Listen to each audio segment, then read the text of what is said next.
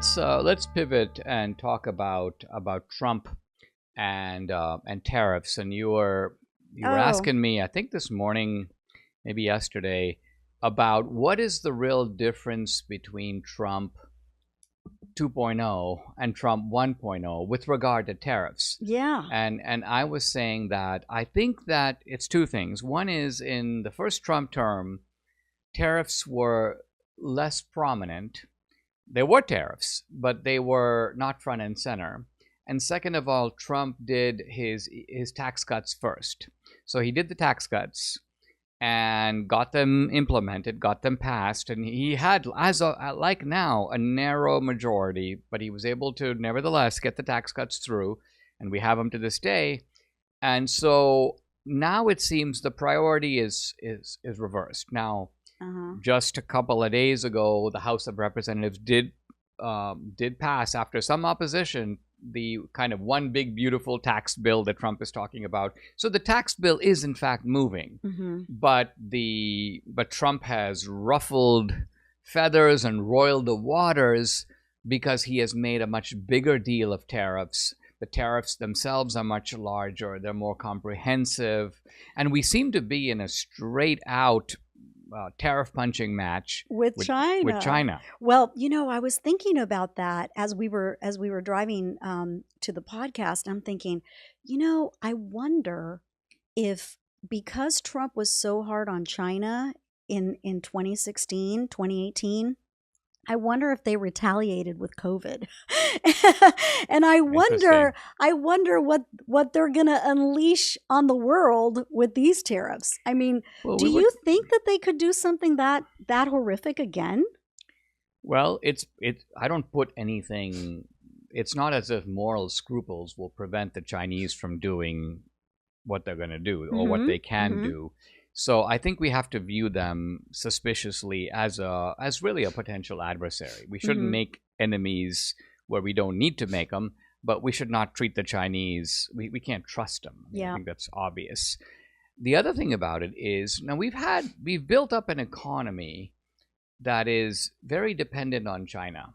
Mhm. And I think this is bad in multiple ways. Many people focus on the defense aspect of it, which is kind of legitimate.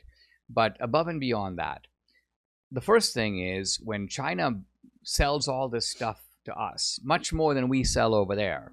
What does that mean? Well, what that means is that giant amount of US dollars are turned over to the Chinese because we have to pay them for their products, right? And what do we pay them in? We don't pay them in Japanese or euros. We pay them in US dollars.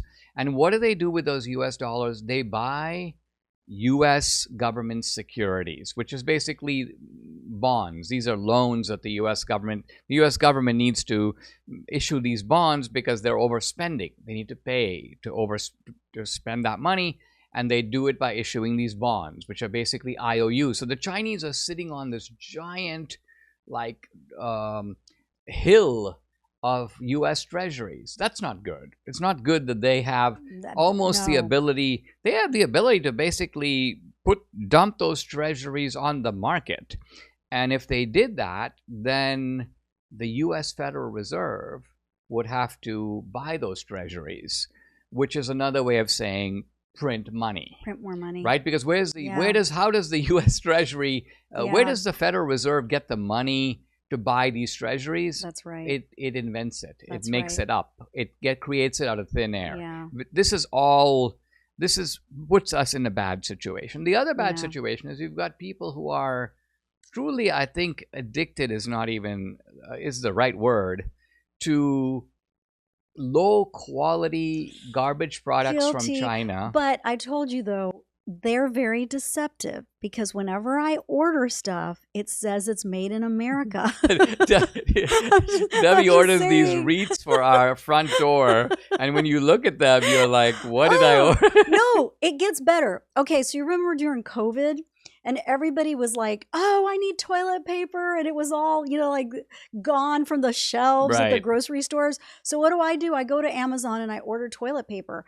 The toilet paper was the size of children's butts. It was tiny. It was It tiny. was like And so. wasn't it Oh, just like I mean, it was only like 3 feet long. Oh my gosh. It wasn't really normal, a normal roll. It wasn't a normal roll. It was little tiny rolls. And I thought, is this a joke? No, it's from China. Okay. Well, every time I order something from Amazon or Walmart or whatever, I think I'm going to get something really good because I look and it says made in the USA. And that's a lie. It was not made in the USA. It was made in China. Tariff wars, recession fears, stubborn inflation. In this environment, gold has been routinely hitting all-time highs. In volatile markets like right now, don't sit on the sidelines. Don't put your head in the sand. Take control. Safeguard your savings. This is why so many Americans today are turning to Birch Gold Group like Debbie and I have. They've helped tens of thousands convert an existing IRA or 401k into an IRA in physical gold. Isn't it time for you to find out if you can hedge against inflation and economic instability with gold? Well, to learn how to own physical gold in a tax-sheltered account, text Dinesh to 989898. Birch Gold will send you a free information kit, no obligation, just information. Again, text my name, Dinesh, to the number 989898. Birch Gold has an A-plus rating with the Better Business Bureau, countless 5-star reviews. I count on Birch Gold to help me protect my savings with gold, and you can too. Text Dinesh to 989898 today.